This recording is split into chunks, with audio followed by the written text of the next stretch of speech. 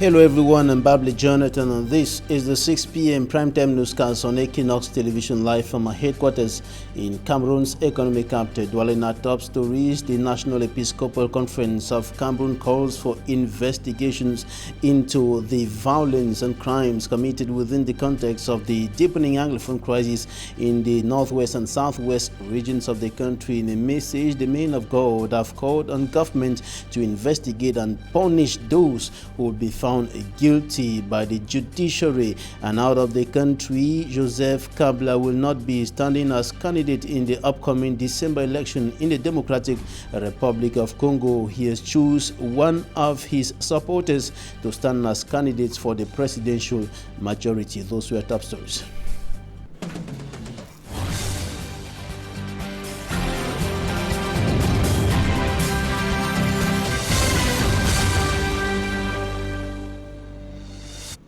The National Episcopal Conference of the Republic of Cameroon has condemned with strong terms the ongoing violence in the two Anglophone regions of Cameroon, the northwest and the southwest regions, as the Anglophone crisis deepens further. In a message, the men of God have called for investigations and have urged government to investigate, of course, and punish those who will be found guilty by the law. And this is the stance of the National Episcopal Conference as far as the Anglophone crisis is concerned. They also condemned the killing of their peer. Details in this report compiled by me, Armstrong Sander.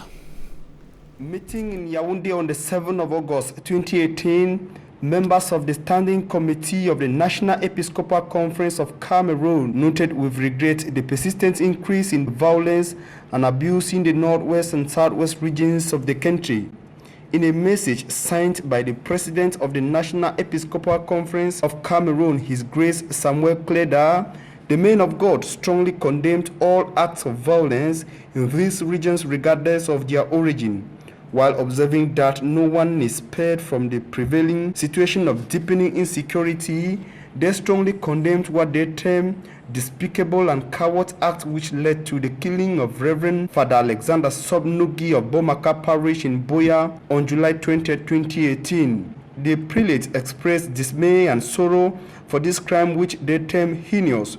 Reverend Father Tata, Reverend Sister Hyacinta, all of the Catholic Church are among the many hit by bullets in these regions of the country. The clergy said they invite all the faithful of Cameroon as well as men and women of goodwill to intensify prayers of supplication and intercession so that the Lord may touch the heart of all and give everyone the courage to renounce all obstacles to an immediate resolution of the crisis. In a joint statement, they call on competent authorities to carry out investigations so that perpetrators of the abominable crimes may be made to answer for their actions before the legal authority.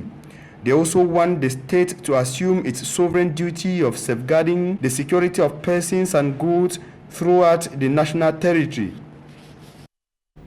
And the senior divisional officer of the Meme division in the southwest region of the country has vowed to punish absentee government officials in his area of command. He made an impromptu visit to over 20 government offices in the city of Kumba, and only 4 administrators were present on seat. And the situation is, however, not connected to the Anglophone crisis, as Mimefo reports.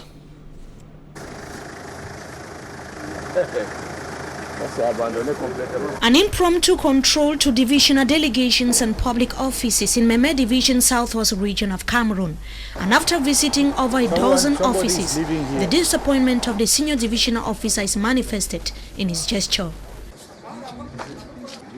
Ndundong Chamberlain, accompanied by other local authorities and security forces, either met closed doors or empty offices in the delegations visited. It's coming. It's coming? Yes. A1. SG, absent. Special ground police. In some of the offices where the workers were present, the senior divisional officer was simply told that the delegates were on leave or on an outdoor mission. One is on leave, one is on commission. Though the exercise was conducted on Tuesday, a non-ghost town day, others blamed the current atmosphere in the region and said that it is sometimes difficult for vehicles to circulate. What's the problem on Monday that most often to have a means of circulation? So it's noticing. Yes. Okay. The senior divisional officer said that series of complaints from public service users explain why he is on the field. It was necessary for me to do this surprise visit. All the divisional delegation under my control, because I received many complaints that the divisional delegates are not working since the beginning of this distraction. And that is why I decided to surprise them. And we realized together that I have more than 17 divisional delegates. We found only 4 of them, which is, according to me, very difficult for the population to continue to welcome the state institution with this population. Out of the close to 20 delegations visited, only 4 officials were on seat. The mayors of Kumba 1 and 2 were absent. The senior divisional officer said that an assessment report will be forwarded to the Ministry of Territorial Administration in Yaoundé for absentee officials to be sanctioned. What I'm going to say, what will highlight is that those who were absent are going to be punished according to the law. They are going to be punished according to the law. The various ministers, various hierarchy are going to keep informed of what they are doing. It's not normal that we saw many families waiting for those who are selling stamp for 1, 2, 3, 4 hours. Why? You should be available when you are not delegate. You should be available to be ready to serve the population.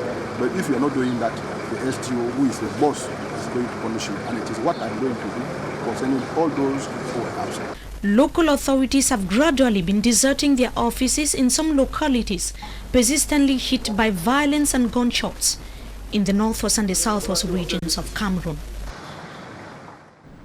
A vigilante group has been put in place in Livanda village in the Limbe 1 subdivision, still in the southwest region of the Republic of Cameroon, and the purpose of that vigilante group is to curb the rising rate of crime wave in that subdivision of the southwest region of the country. And while commissioning the members of the vigilante group into their functions, the divisional officer of that administrative unit condemned jungle justice. Davidson Maimo has more.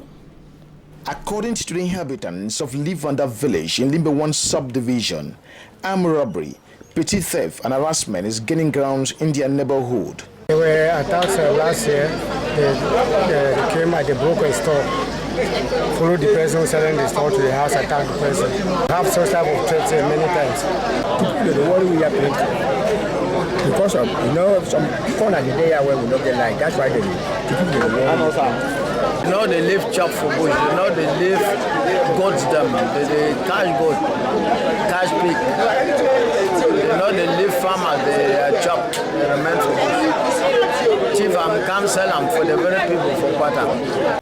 It is in this regard, the chief of Livanda, Matthias Motia, requested for an order to put in place a vigilante group within the entire village to protect the properties of his subject. The vigilante and the entire youth of Livanda has as main objective to maintain peace and order in Livanda. Installing the vigilante group, the divisional officer for Limbe 1 subdivision, Epala Serafeng, called on them to avoid any excesses in the discharge of their duty. We shall not torture any individual. We shall not use any arm or weapons. In this regard, total respect of human rights must be observed. The mayor to Limbe 1 Council, Roranimbua Mokako, added his voice in cautioning the vigilante group. Don't take laws into your hands. Reflecting jacket, torchlight, mobile phones, raincoat, among other basic gadgets were distributed to the vigilante group, who pledged to carry on their duty with the love of their neighborhood. At a time when the political climate in the Republic of Cameroon is getting hot with the October 7, 2018 presidential election drawing near, a member of the main opposition political party in the country, the Social Democratic Front, has just left the party. Celestin Jamin has been a very vocal member of the Social Democratic Front. He is a municipal councillor at the Douala 1 subdivision. He has quit the party to join another opposition political party. The Social Democratic Front political party has thus lost one of its members, and Celestin Jamin has joined the Cameroon Renaissance Movement CRM political party of Professor Maurice Kamto. He announced his decision today in the nation's political capital, Yaoundé, and speaking to reporters, he simply indicated that he did not want to talk much about his former political party, the Social Democratic Front, but said that it is but wise for anybody who sees a ship about to drown, about to capsize, to leave and join the one that is still moving upright, talking about the Social Democratic Front and the CRM political party respectively. And he said it is for the interests of the people of Cameroon and his nation that he has decided to join the party of Professor Maurice Kamto, indicating that he believes that Professor Maurice Kamto is the only man who is qualified, who can be qualified as a square peg in a square hole to bring change in President Paul Biya's country. Now we go out of Cameroon to talk about the president of the Democratic Republic of Congo, Joseph Kabila, who has decided to step down from power. He says he will not be standing as a candidate in the December presidential election. And the spokesperson of the Democratic Republic of Congo's President Joseph Kabila has said he will not be seeking a third term in the December election. Kabila's second term ended in 2016, but elections have been delayed, and there had been speculations that he will run again. The governing coalition has nominated former Interior Minister Emmanuel Ramazani Shadari to be its candidate. 8 other candidates have registered, and Ramazani Shadari will face former Vice President Jean-Pierre Bemba, who returned to the Democratic Republic of Congo last week after being accused of war crimes at the International Criminal Court. And Bemba was greeted back home by a mammoth crowd on his return to the country after 11 years. Felix Tshisekedi, who leads the largest opposition party, is also among the front runners at the election. But another favorite, Moise Katumbi, former governor of the mineral-rich Katanga province, will not be part of the election. He was blocked by authorities from entering the country after more than 2 years on self-imposed exile in Belgium. And we caught up with Moise Katumbi, who now condemns the decision of authorities in the Democratic Republic of Congo to block him from entering the country to take part in the December presidential election. A shame for what is going on in our countries, because you see, I wanted to return, I did it twice, and the government are looking to arrest me for bogus and masquerade charges. It's my first time to see somebody who want to go back, and the government is refusing to let me enter. What I need is a free and fair and inclusive election. We need peace in the Congo. We need to copy the good things from South Africa. If today there is a new constitution, it's because of South Africa. All this money was spent by the South African contributor with the Sun City talks. So Mr. Kabila is scared about me. Mr. Kabila doesn't want peace. And this, if everyone doesn't participate, is going to bring more insecurity in the region. Mr. Kabila didn't want to organize the election. If I went before, he's supposed to say there is some malicious group, like they accuse me for these charges with 612 Marines. So I wanted to go on the right time. I think all the international world is watching. I'm a man of peace. I need our country to recover the peace. And you are one of the richest countries today. Really, Congo is the poorest country in the world because all the money have been plundered by politicians. I'm appealing through first the ANC through South Africa, because this agreement on Sun City, this new constitution was launched by President Mbeki, and also to the chair of SADC, to President Cyril Ramaphosa, and the Troika chairman, President Lorenzo, and incoming president of the Troika, President Lungu. Now, who is the man, Emmanuel Ramazani Shadari, chosen by the presidential majority to be its candidate at the December election? We're going to answer that question in this report. It's a shame for what is going on in our countries, because also to the chair of SADC, to President Cyril Ramaphosa, and the Troika chairman, President Lorenzo. We're talking about the man who has been chosen by Joseph Kabila, the president of the Democratic Republic of Congo, and of course the entire presidential majority, to be the flag bearer the upcoming December 2018 presidential election in that country. He was the former Minister of Interior of the Democratic Republic of Congo. We present him in this report. We're not going to have that report in this newscast. We'll surely be coming back to that in a subsequent news edition. Now we're going to talk sports with the arrival of the two head coaches of the Indomitable Lions of Cameroon, Clarence Seedorf, and of course his assistant Patrick Kluivert, all of them from Holland. They are going to be taking the Indomitable Lions of Cameroon into the 2019 Africa Cup of Nations. They have signed a 2-year contract with the Republic of Cameroon. They are already in the country, as Mamjikan Gabriel reports.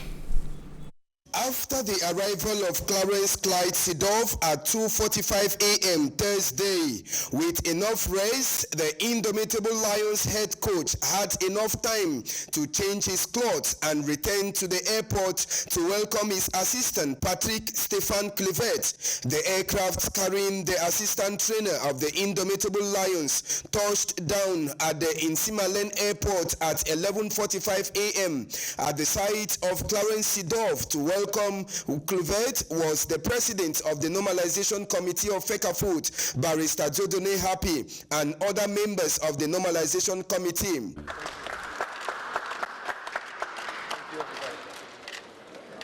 From where they all sat at the reception room of the airport for a first tete-a-tete, but outside the airport, some die-hard supporters of the national football team were also spotted. Clarence Seedorf and Patrick Kluivert are now on Cameroonian soil. The announcement, which appointed the two Dutch men as trainer and assistant trainer of the reigning African champions, was made days ago by Sports Minister Pierre Ishmael Bidungpat. Coming up in Talking Points, we're going to take a look at the power of the social media and networks being used by presidential candidates as the 2017 presidential election draws near. We remember the president of the Republic of Cameroon announced his candidacy on Twitter. O.C. Joshua, first vice president of the Social Democratic Front and flag bearer of that party at the October 7 presidential election, as well as people like Akere Muna, who is also a candidate, Maurice Kamto, and the rest. Even Cabral Libi have been on social media networks talking to their militants, sympathizers, and Cameroonians in general. We'll take a look at that in the second part of this newscast.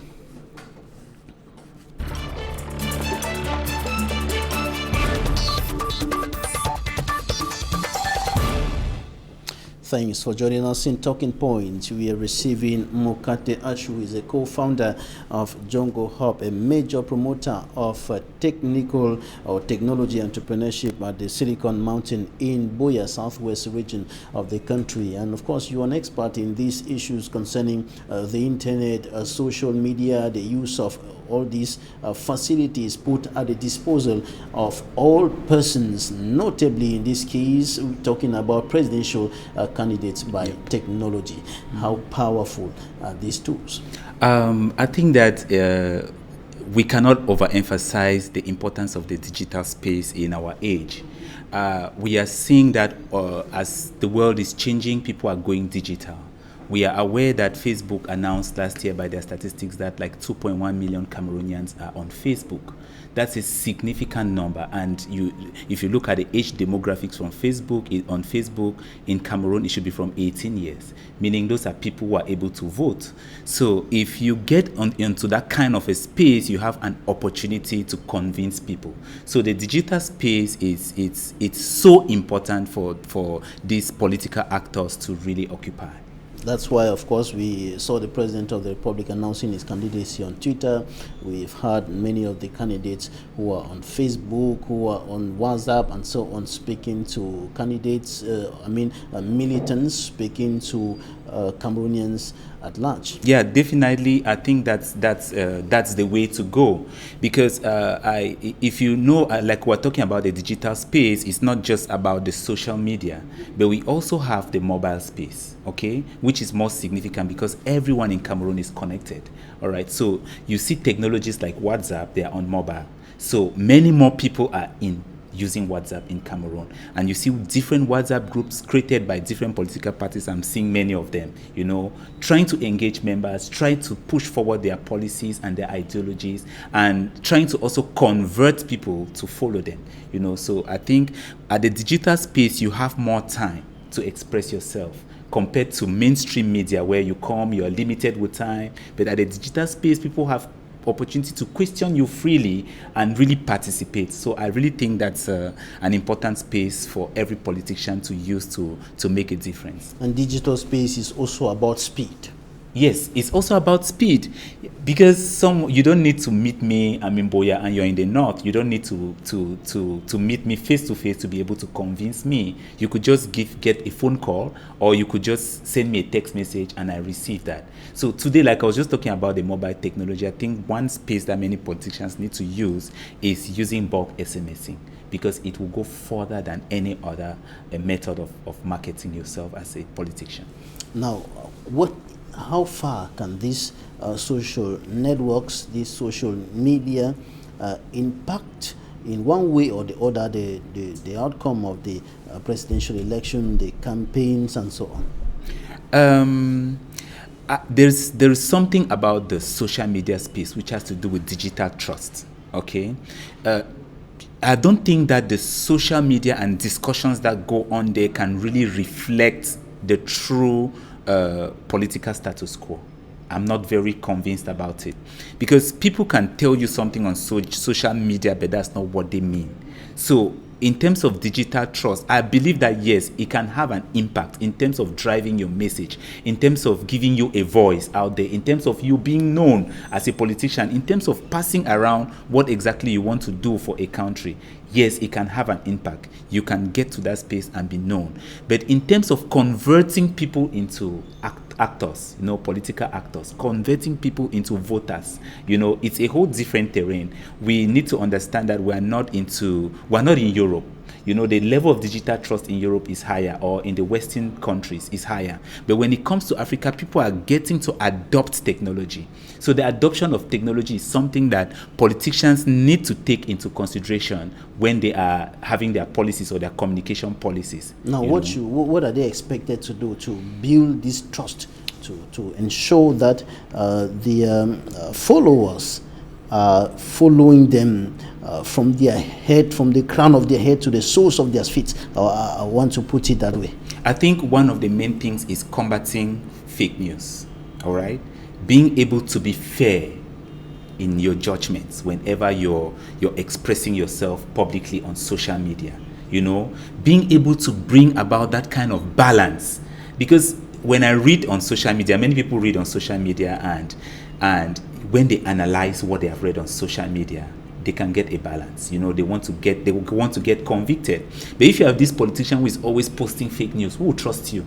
If every time you're posting some information and they go verify that information and find out that information was false, then your digital trust begins to drop. People will no longer think you are credible. So it's an issue of ensuring that you build credibility as you're using that platform. And building credibility also goes with the quality of what you post in terms of pictures as well. We remember Jean de Dieu Momo when he just announced that he was standing behind President Paul Biya with 19 other political parties. Some pictures began to emerge on social media, some pictures of him, you know, in some not very pleasant conditions and so on. Exactly, like you talked about the speed of social media. You know, social media is such a transparent platform, okay?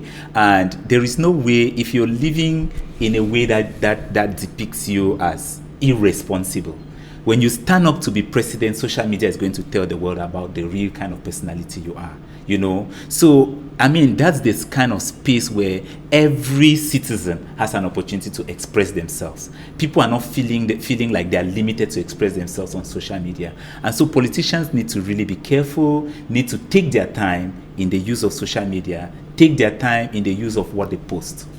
And social media is not only for the presidential candidates who are exploiting the media and the networks for their own political gains, of course, indicating that they're working for the nation, but it's also for business. Yes, it's, I mean, I think that most Cameroonians today are on social media and they're doing business on social media, especially for those who are on Silicon Mountain. Okay, we're at Boya, but the Silicon Mountain is a technology ecosystem. A lot of them advertise their products via social media. They get a lot of clients from all over the world via social media, you know. So business, I mean, that's the kind of platforms we should get on if you want to connect to the world. It provides a global market. It will not limit you to your territory.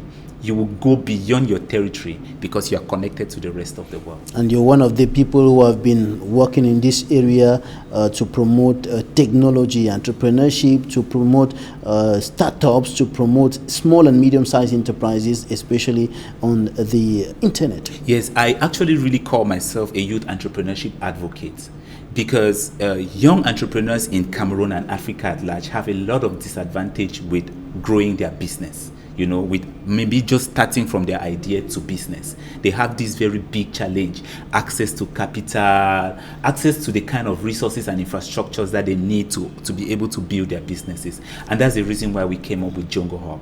Jongo Hub is that business development, innovation-based business development social enterprise that connects these entrepreneurs to the various kinds of resources that they need to be able to build their businesses. And that's the purpose for which, that's why you're bringing together some young people, yes, from Boya and its environs, from different parts of the country, exactly, in Boya tomorrow, to build them up in this aspect. Yes, actually that's going to be happening on the 17th, so it's Friday next week. So on the 17th we are having an SME and startup investment workshop. Our idea is to help these SMEs and startups understand the various indicators that investors are looking for when they want to invest in your company. And then we want to be able to take them through that process to be able to build up to meet the expectations of those big international investors. And in this process, we're bringing different people from all over. Some are coming from UK, most of them are Cameroonians, but will have really great experience in the financial sector, and they want to share with them their experience and help build their businesses to that level. It's Friday, 17th of August 2018, yes, in the city of Boya, southwest region of the country. And you're telling young people, don't only use Facebook, WhatsApp and all the others just to discuss and post some irrelevant pictures. Sometimes use it also for business. Yes, we must build a different climate. Okay, other people are fighting, struggling politically, but we could be an army that sheds no blood. All right, that's what I always say. We could be an army that sheds no blood if we occupy the economic space. If we decide to occupy the economic space on the digital platforms, we are going to make it, and we're going to also bring change, the kind of change that we require in our country. Thanks so much, MOKATE ASHU, co-founder of Jongo Hub, a major promoter of technology entrepreneurship at the Silicon Mountain in the southwest regional chieftain, Boya. Thanks for joining us. Thanks, ladies and gentlemen. That's it for this edition of the news. Goodbye.